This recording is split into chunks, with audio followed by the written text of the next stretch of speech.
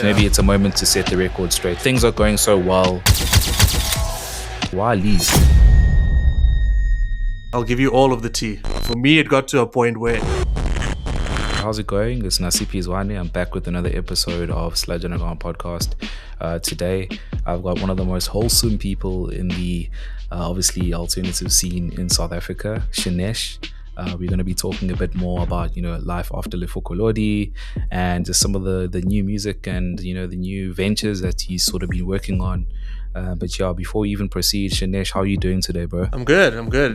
It's nice that it's getting a bit warm outside, and I just got back from a haircut. Looking absolutely smart, bro. Thanks. I want to start off on your rise to stardom, bro, because I always remember a story. Marcel would often say it, how you guys met and how he sort of, encountered you online and how, you were playing guitar and so on. And, next thing, there's Lefokolodi, you guys are touring all over South Africa.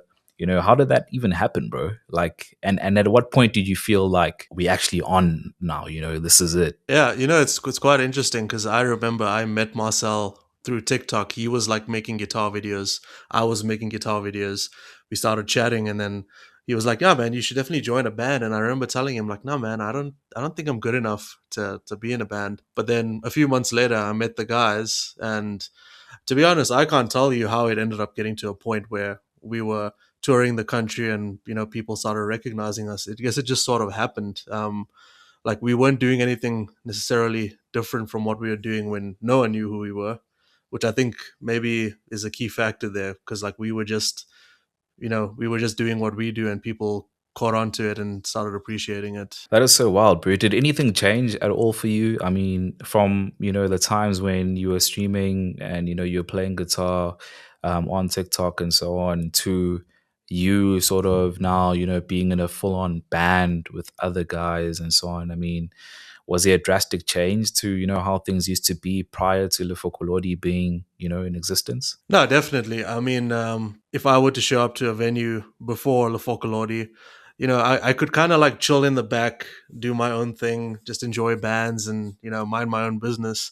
Whereas like during Lefokolodi and also post Lefokolodi, it'd be a thing of everyone wants to come up and talk to you, which is, great. But, sometimes you want to like chill by yourself and like, chill with your friends. That aside, I think being in a band from just being a content creator per se, it's definitely changed my whole personality, not to a drastic extent, but like I'm a lot more outspoken. I'm a lot more confident in the way I can speak to people and express myself.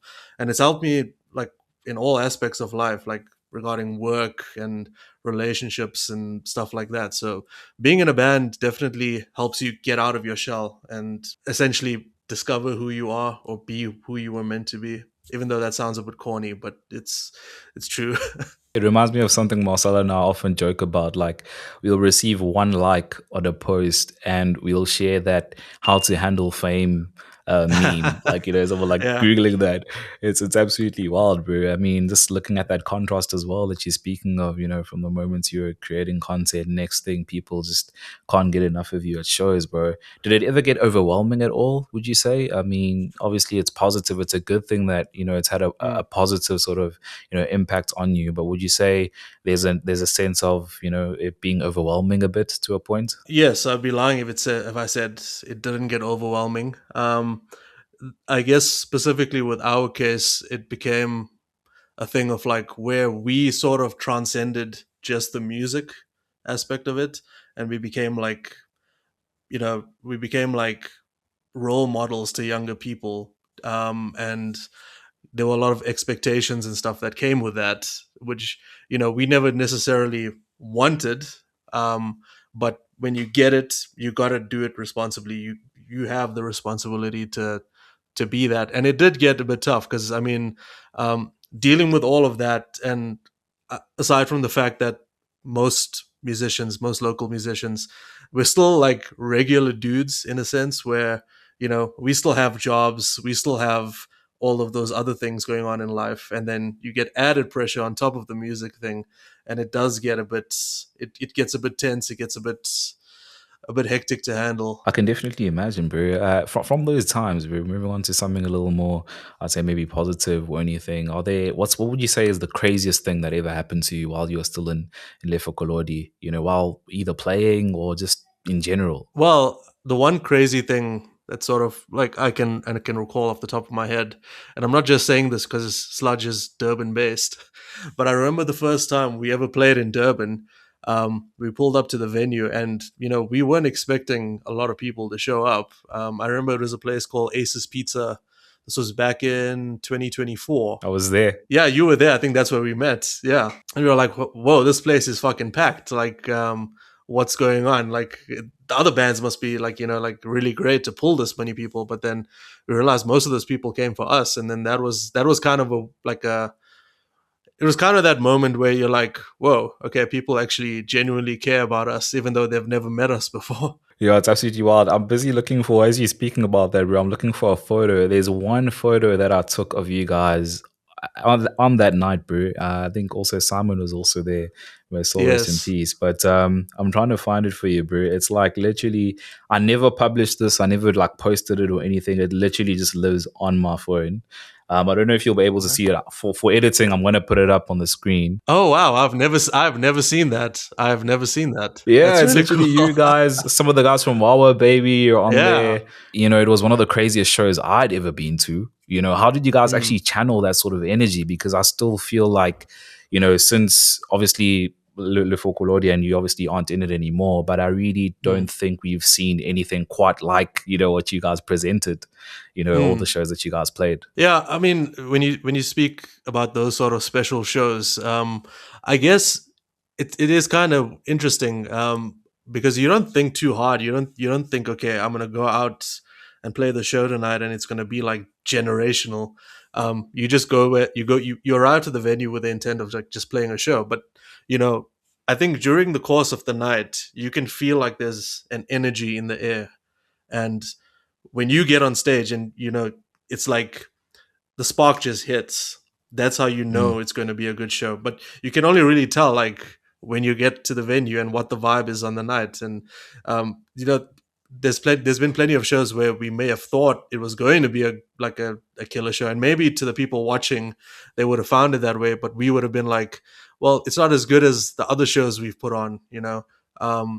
But there's definitely like a feeling you can feel when something's going to be special, and that's the feeling I also got from Ace's Pizza when we pulled up to the venue. yeah, and it was actually also one of the very last shows that actually happened at Aces as well. So it was actually a really solid sort of send off. And, you know, my question would then be, bro, I mean, if you're experiencing, you know, so much wholesomeness, bro, and the way that the crowd was receiving you guys and so much love, bro, and attention from what you guys were doing and it being from, you know, a place of love and, you know, you could clearly see that you guys were in love with what you were doing. I think the question would then be, you know, why leave? Obviously, you did cite, you know, in your post that you put up with a lot of people obviously asking, you know, why you left. And, you know, immediately people assume it's drama and beef and all that there. Yeah, Perhaps yeah, maybe it's a moment to set the record straight as well for anyone who might have missed that post, or if you feel like there's anything that you may have not revealed or whatever. You know, things are going so well. Why does Shinesh then decide it's time for me to actually step away from this? yeah. Okay, no, I'll give you all of the tea, like unfiltered. Like I'm gonna tell you straight up, Oh wait. fuck those guys. I hate them. That's why I left. No, like in all seriousness, sort of circling back to like the pressure aspect of it, that did play a small part. Not so much the pressure itself. It's more like what it started doing to each of us individually.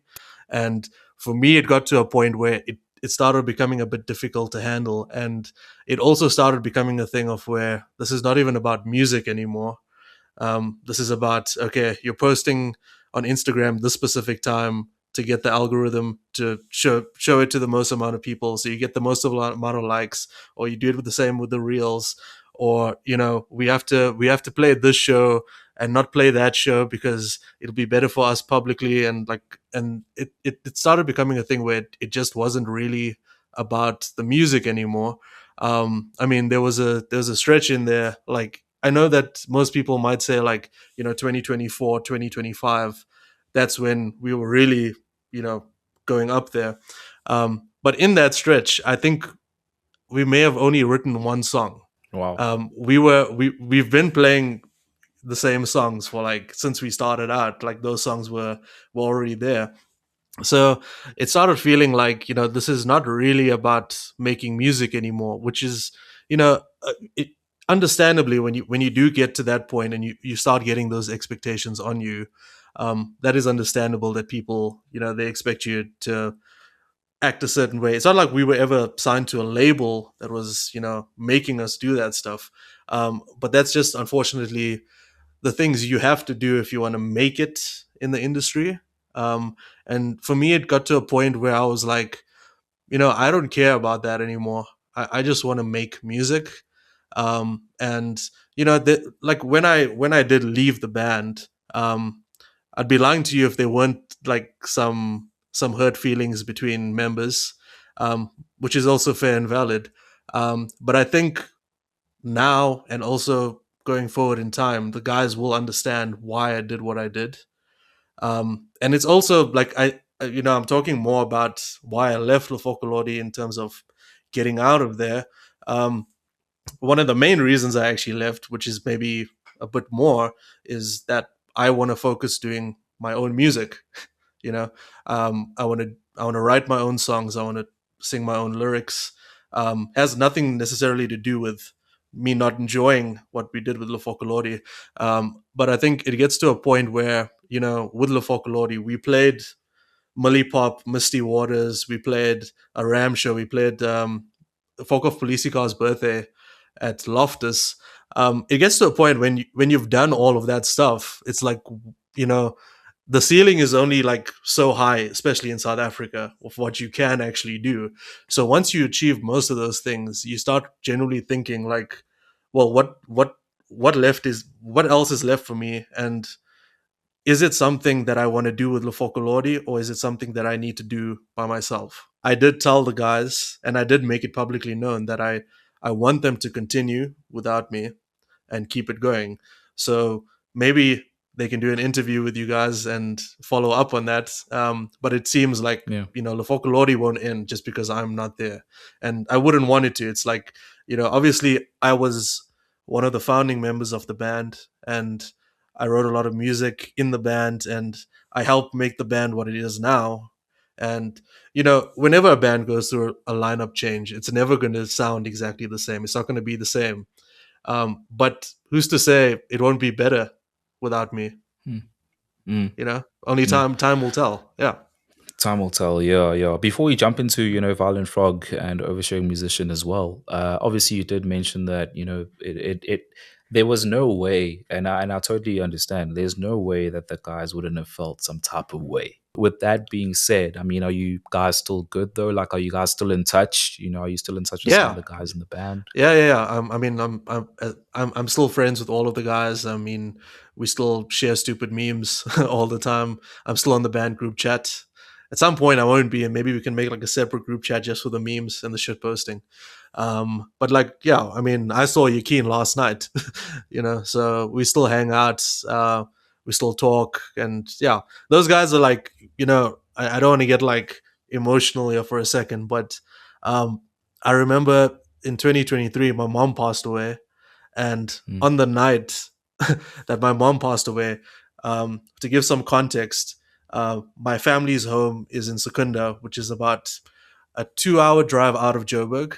And all of the guys showed up on the night, and they drove from Joburg just to like be with me for like half an hour. So, you know, those guys are like my brothers for life. It doesn't matter what happens with bands or anything. It's like we're going to be friends forever. Mm. Man, so heartfelt, really wholesome, and I'm really glad that you guys are still, in touch, and that it's actually a positive ending, bro. Tell me a bit about obviously the two projects, Violent Frog and Oversharing Musician. What are you sort of giving the listener here that they may not have, experienced or heard in Lifokolodi? Well, I think for starters, I mean, first start talking about Violent Frogs. Um, so you know, I did start Violent Frogs while I was still in Lefokolodi, And quite simply, the reason I started that is because I had all of this music that I wanted to write and nowhere to really put it. So I started like sort of amateurly home producing my own music. Um, Not necessarily because I didn't want like a known producer like an Everett Sneyman or a Lucas Cowling to get involved. It's more like I also wanted to learn how to produce my own music. Um, so like within that process I've learned a lot. So now it's kind of funny. I actually just upgraded my studio monitors, and when I go back and listen to my old stuff, I'm like, wow, this mix is terrible, or like this master is terrible. So it for me, the whole thing is like more vulnerability in the sense of like not trying to hide imperfections. Like, I can Mm, show you that, hey, I don't necessarily know how to EQ vocals 100%, or I don't know how to balance my reverb enough. But at the same time, I feel like that kind of gives it more of a human aspect of music. And I've always been of the opinion that like the imperfections in music are what makes it great. So for me, just putting it out there, if like my phone was ringing accidentally during a recording, or the dog barked. I mean, I'm not living in like I don't have like a full on studio going on here, like soundproofing and stuff. Um, it still gets picked up, and sometimes it makes it cool.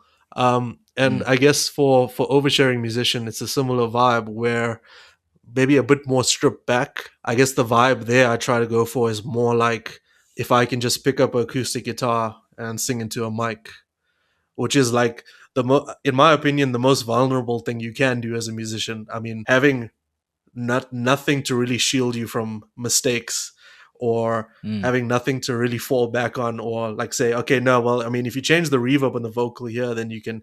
Well, no, I mean, if you pick up a guitar and you make a mistake, it's there. Unless you want to do the Yeah. whole song again, you've got to do it. So yeah, my my hope is that for both of those projects, I will eventually play live. With Oversharing Musician, it's a lot more simpler to do that because it only requires me. Um, but for Violent Frogs, it will require a band. And I am currently recruiting members, as well as working on other songs.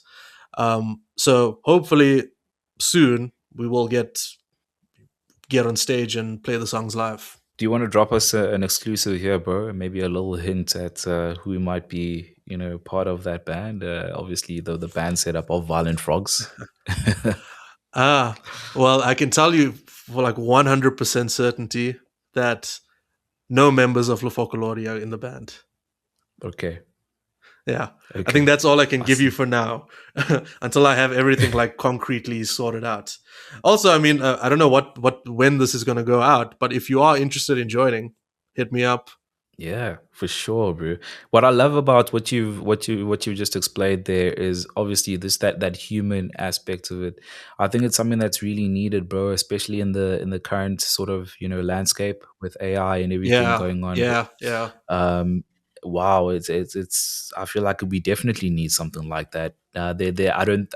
I feel like there's no better time to do something like this than right now, bro. Mm, It's a very welcome break in sort of the system and what's actually happening. So obviously you as an artist, under these two sort of like, monikers, or say, this new sort of setup between the two, you can also exclusively say that no AI is used obviously in the creation of any of the music that you are making, right?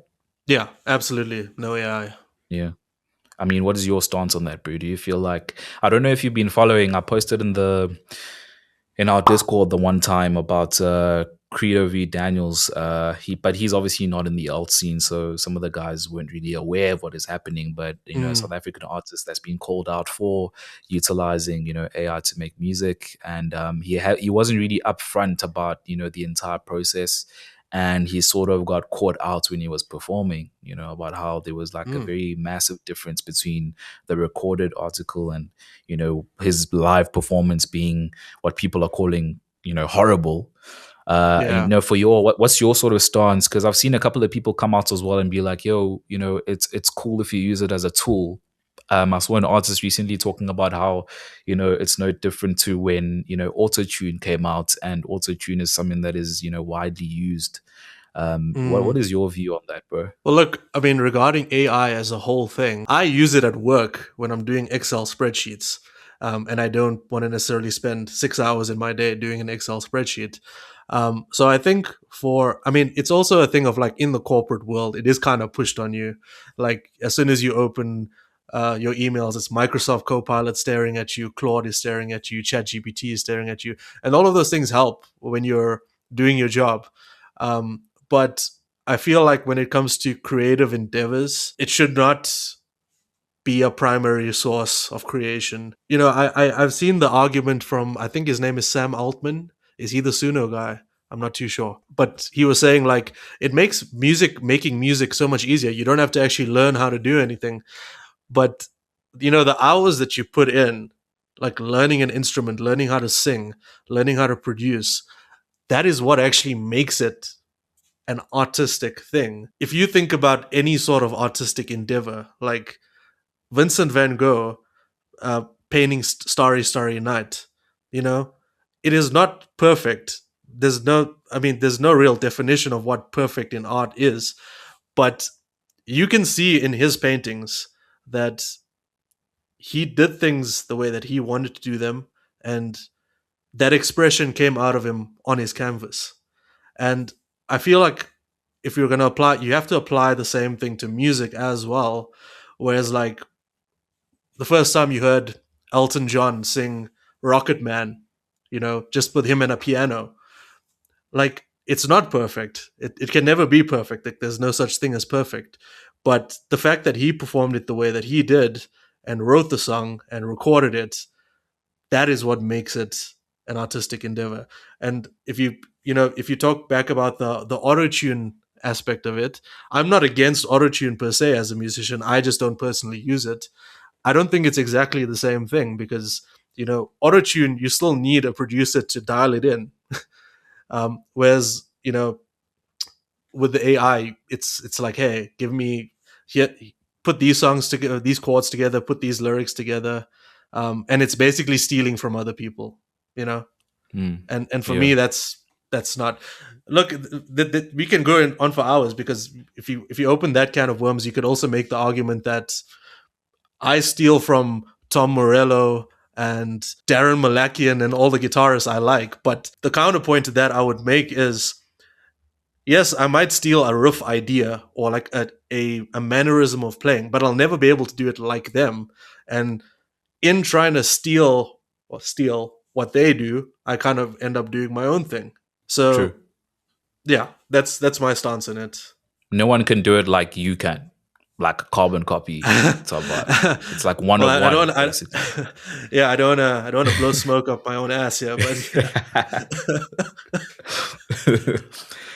One of the things that I actually enjoyed about Lefokolodi as well, just beyond the music, was how vocal you guys were and how you often took a stance, against Mhm. anything that, is pretty cuck, bro. One Yeah. of the things I'm referring to here was obviously Spotify as well. And there's actually an interview where I tried to speak to Dwayne about it as well. But obviously, it sort of gives me, or the impression that I've gotten locally is that there isn't as much backlash against Spotify as there is against, say, maybe like AI, for example. Like people aren't as Mm. vocal, number one, and number two, artists locally are still putting stuff up on Spotify.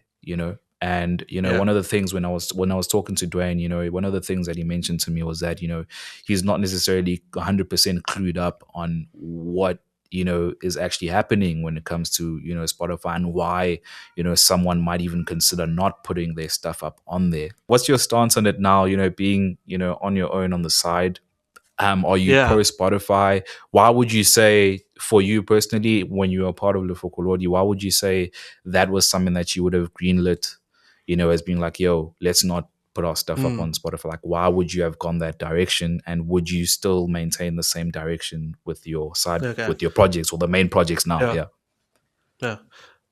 I'm going to drop a bit of a bombshell here.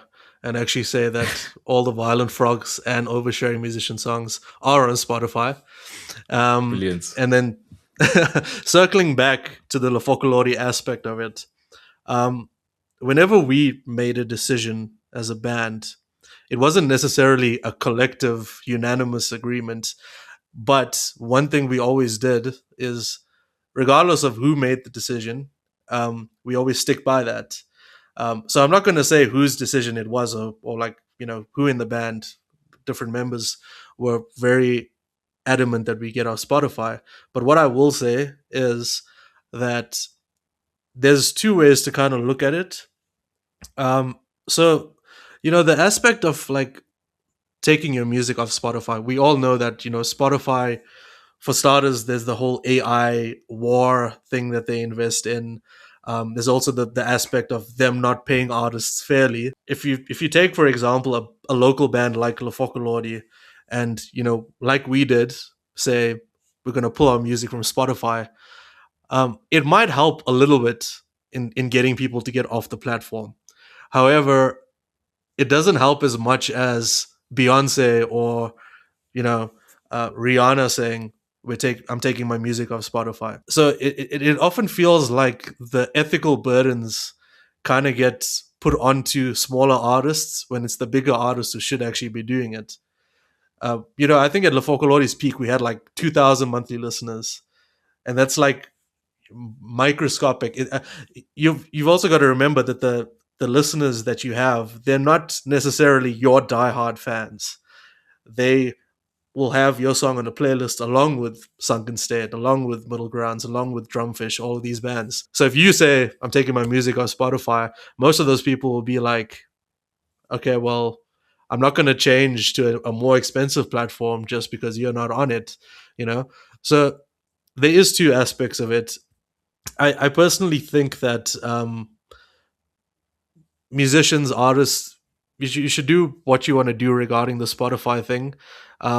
It is unfortunate. It has become the industry standard, and it unfortunately that's not going to change for a very long time. Until we're all hoping for like the AI bubble to burst. Maybe it will happen, maybe it won't, and I think it's the same with Spotify. Like, so you've got to use your own discretion, decide whether that's right for you. Another argument you could use is like, if you're a band that has under 200 monthly listeners on Spotify and you have like under 1,000 streams on your songs, what's the point of having it on Spotify? You're not really benefiting for a bit. You're not getting on playlists. You're not getting money from it. But on the flip side, you might say like, yeah, but what if I want to play a festival and the organizer asked specifically for a Spotify thing? Because that is a thing, like they do specifically ask how many monthly listeners do you have, how many streams do you have, and then if you say like, yeah, well, fuck Spotify, and they're going to be like, well, we don't know whether we should book you or not. So it's a really shit situation, to be honest with you. But for me personally, right now, my music's on Spotify. If you want to listen to it, great. If you don't, great. The option is there. Maybe that stance will change in a year or two. I don't know. But yeah. No, it's absolutely beautiful, bro. So obviously with that bombshell that you dropped there, the music is on Spotify. Shout outs. Yes. Definitely. I think we should I'm definitely gonna leave links to some of the music obviously in the description. Are there any shows? Obviously you are still putting, Violent Frogs together in terms of there being a band. Oversharing Musician is Yeah. something that you say falls more on your shoulders. Can we sort of expect any performance coming up soon? Before we even wrap up on this episode, I just want to know future plans as well for you. At the moment, I don't have any shows planned up in any capacity. But as soon as I get that stuff sorted out, you'll hear from it, like on the social media platforms, on Instagram, and yeah, that's where you'll find out. And obviously, with anything else that you might be working on, then that we might expect, obviously, shows we can't expect, obviously, for you to be playing live anytime soon. Mm. But can we maybe expect a new drop, maybe a new single, Ah, or maybe a project that you might be working on? What is coming up for Shinesh, just in general, bro? yes. So there is a song that is like 99% done. I'm actually going. I'm actually getting it mastered externally by a friend of mine just to get like um, a second opinion on it, you know. And what I will say is, if you go click on the Violent Frogs or Oversharing Musician stuff, don't hate on the mix too much. It is a lot better now. So when I release the song, it's gonna sound a lot better. It goes back to that human aspect, bro, where it's like, uh, as human beings, we evolve, we keep improving. So we'll be looking back at this interview and you saying that. And by then, the song that you're speaking of now, that is 99% done, will have been out for quite some time. But whatever stuff Mm, you'll be on, 2 or 3 years from now, will obviously also sonically be better. We yeah, seeing the growth, from track to track. That's something that AI or yeah, anything else can't give you. I really hundred appreciate that about the percent. projects that you're doing. Yeah. It's Hell it's yeah. something that I really, yeah, I enjoy that, bro. But yeah, man, I mean, I don't want to let you go before, maybe if you do have any last words or anything that you want to share at all, bro. For me, it's just been such a privilege even having you on the show and sort of looking back at what you've achieved and conquered. It actually, was something that, it hit even harder for me when you were mentioning all the shows that you guys have played, because it just, it sort of confirms, how just how great, your contribution was to Lefokolodi. And I think it's also just a stamp of, of things to come as well, that, the projects that you have going at the moment are definitely, those that people should actually look out for, because, Yeah. you having the experience that you had with Lefokolodi, it's gonna be insane. It's gonna be incredible, bro. So I don't know if is there anything you want to sort of, say before we even close out and before we leave that you want us to carry. Yes. And yeah, I would like to say, if anyone here is watching or listening and you are a Lefokolodi fan and you may be sad about the fact that I'm not in the band anymore, I want you to know 100% that Lefokolodi is still happening. They are replacing me, and I'm fine with it. So don't hate them for that. Please go to their shows, listen to their music, and support the guys. Support local music. There's so many great bands, so many great local musicians. Just please support local music. Don't support AI slop. couldn't have said it any better myself, bro. Thank you for joining me on this episode.